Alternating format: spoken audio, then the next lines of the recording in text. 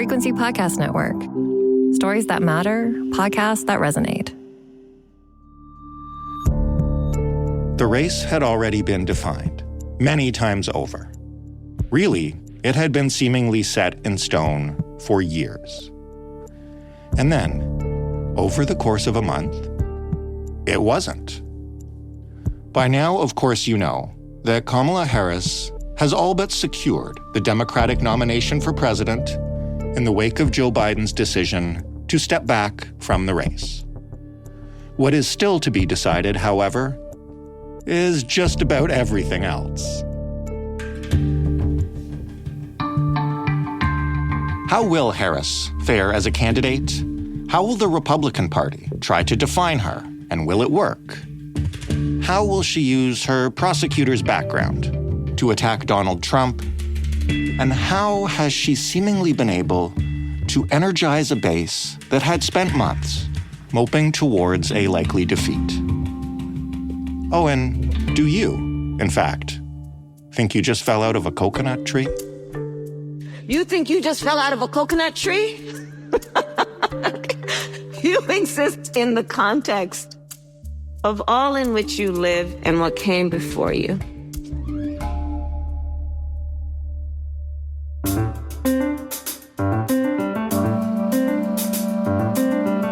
I'm Jordan Heath Rawlings. This is The Big Story. Melissa Haussman is a political scientist and a professor at Carleton University, where she focuses on American and North American politics. Hello, Melissa. Good morning. What was your first thought as somebody who spends their time studying American politics when Biden announced on Sunday that he would step down? What went through your mind? Personally, I was relieved because, frankly, I was one of those Democrats who questioned his ability to win, and these repeated statements that only I can win, which is a real huge assumption. I'm a huge supporter of women in politics, so I'm absolutely thrilled that Kamala Harris was in the position to take this up. And we know that this has been a long haul in the Democratic Party. For example, Shirley Chisholm, the first Black woman elected to Congress in 1968 from New York, ran for the Democratic nomination for the presidency in 1972. She won 152 delegates, and then there were some backroom machinations between the guys who controlled the party, and she ended up releasing her delegates. 1984, Geraldine Ferraro was the VP nominee under Mondale, and the Democratic Party blamed her for losing the election, which was ridiculous. Mondale was not a very strong candidate. Hillary Clinton ran for the nomination against Obama in 2008, and as we know, in 2016, Hillary was the nominee. Some say much to Biden's chagrin, and actually way outperformed Trump in terms of number of votes by nearly 3 million. But of course, due to the Electoral College, the Trump campaign's better playing of the Electoral College math, she lost. So all that by way of saying women and women of color in the Democratic Party have had various shots at the prize, i.e. presidential nomination, but it's a very tough row to hoe. One thing I think that's very heartening is that Harris raised, as of yesterday, over $100 million, which sounds like a lot of money, but it's small in the general scheme of things in a U.S. election, but still Right. Very good on fundraising. So there's a lot of positive energy around this. Certainly, the GOP has been making comments to the effect of how unfair this is and how undemocratic it is to switch nominees this late in a race. That's a very interesting point, and I'm glad you raised it. Donald Trump has done something that was not done on as large a scale, i.e. infiltrated state-based parties and gotten MAGA-favoring and election denial-favoring people to take over state parties, particularly in big, important states. Michigan was one. He got the Republican Party in California to change the primary rules when he was running to be nominated. He has done really unforeseeable and unprecedented things in terms of taking over state political parties. And then, of course, as we know, took over the national party, pushing out Ronna McDaniel, who was Mitt Romney's niece, and installing his own relatives and one of his close associates, shall we say, as the RNC chair. So they are really in no position to be talking about what's undemocratic,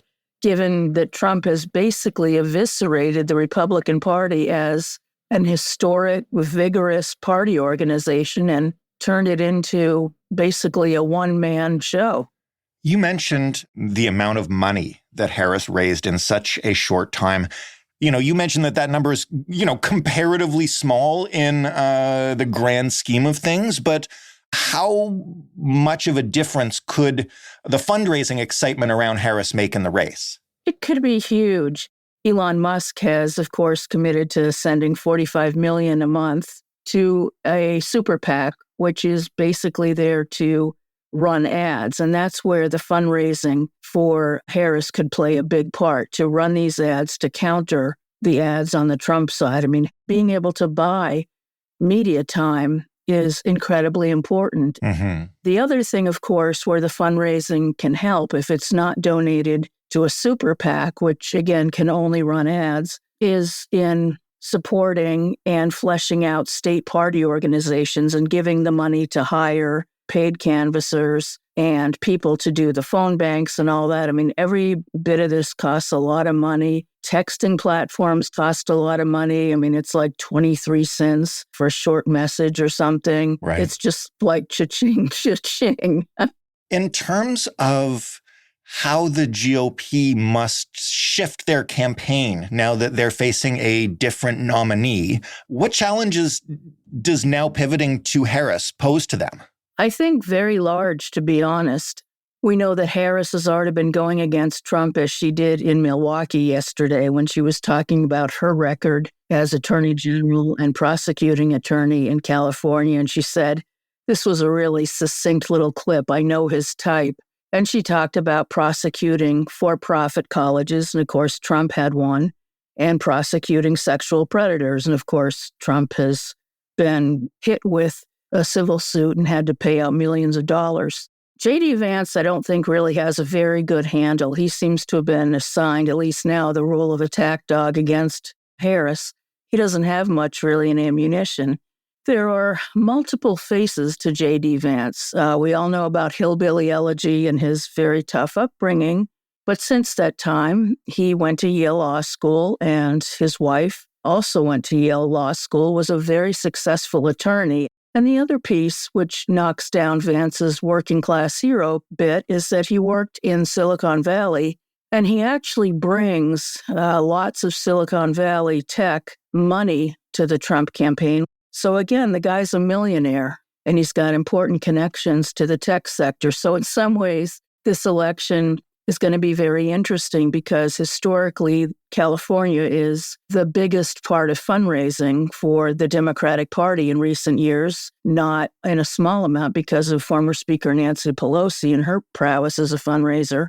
But, now Vance has access to that through Peter Thiel, Silicon Valley big bucks guy who's been promoting Vance. I mean, the other piece is, to be honest, Trump really has no ability here to run a racist campaign, although I'm sure they'll try, because Harris is of partially Indian heritage, but so is J.D. Vance's wife. She's, Indian American from the country of India. So that's going to be a tough one to try to sell, I think, in terms of using racism. Doesn't mean they won't try, but I don't know that it'll gain any traction. When we talk about racism and sexism, how much of that will Harris have to overcome in the months ahead if she's actually going to pull this off? People have said more and more over the years, particularly Democrats. I mean, the Republicans have been pretty bad at electing women. They say they're willing to vote for a woman, but of course, who knows what happens in the ballot box. Right. Another heartening piece is that, of course, we have record percentages of women and African Americans and Latinos and Latinas, Asian Americans, et cetera, in Congress. And the Congressional Black Caucus, which, again, Shirley Chisholm actually helped to found, but was male-led for many years. That's become much more, not completely, but much more helpful to women and supportive of its female candidates. The thing that's really, really important here, I mean, Black women are very good at turning out. They're much more energized from what we hear, and particularly young Black women, a lot of them in colleges are members of what's known as the Divine Nine, various Black sororities. Harris was a member of a sorority at Howard. And so all of this is very important in terms of networks and turnout. But the Democrats do have to work on some white women, although, again, white women have been energized in certain states like Florida and across party lines by the abortion issue, because It's just been such an incredible field day for anti-choice organizing since the Dobbs decision in 2022. So the candidates' organization has to work very hard, and I'm sure she'll get lots and lots of interested volunteers, but it's about getting those folks to the polls.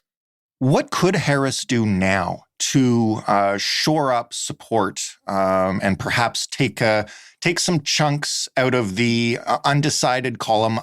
The big issue, I guess, that I want to ask you about before you go is the VP pick. Who should she be looking at? What's out there? Well, again, most of that is driven by electoral college math. And so Josh Shapiro of Pennsylvania is, I think, a front runner. Again, I'm speaking completely in the dark. I don't know anything. I don't have any information on it, but I know that he's basically a key pick. Another one that seems to be running very favorably in the Veep stakes is Andy Beshear of Kentucky, for whom I have a great deal of respect. He rolled back the punitive workfare for Medicaid, which is the health care for those below the poverty line that the previous Republican governor had implemented, and he's quite clearly progressive. They're also talking about Governor Roy Moore of North Carolina, who is a former state attorney general like Harris is. So each of these people, brings their own policy benefits to the table, but Pennsylvania and North Carolina in particular would be important states to win. Some people have talked about Gretchen Whitmer of Michigan. I think a lot of people fear that 2 women on the ballot would be just too crazy for the U.S. electorate to handle. I'm not one of them, but of course, middle America might feel differently. So that could be an issue, but she could prove me wrong and pick her. What do I know? One last question. Sure. What's at stake here for Canada? The U.S. has not been playing well under the USMCA with regard to the auto industry, and we know that's hugely important for Canada.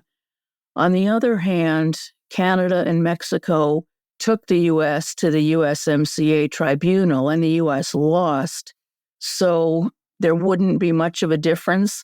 The only difference is, of course, Trump is talking about levying a 10% tariff across the board on all imports, which would very likely not survive WTO challenges. But for all intents and purposes, I don't see much change between the Biden administration and a Harris administration. I mean, Harris, when they were negotiating it and Pelosi was Speaker in the House, she got some provisions that made it more palatable to Democrats to vote, things like improved worker protections, some environmental protections. And that was good enough for Biden, but basically it was not good enough for Harris. And she was one of 10 senators to vote against the USMCA based on saying the environmental provisions weren't strong enough. So I think some folks have a worry there. I mean, Harris comes from California, which we know is the 5th largest economy in the world. So she's not inherently anti-trade. I mean, she's clearly pro-trade and was allowed to take that position on the USMCA because they had the votes anyway. So it's about shoring up one's particular policy record, but I don't see her as an anti-free trader by any stretch of the imagination. She is a pragmatist. That's how she got to where she is. So I think probably continuation of the same. Melissa, thank you so much for this. Thank you very much. Melissa Haussman of Carleton University. That was The Big Story. For more, you can head to thebigstorypodcast.ca.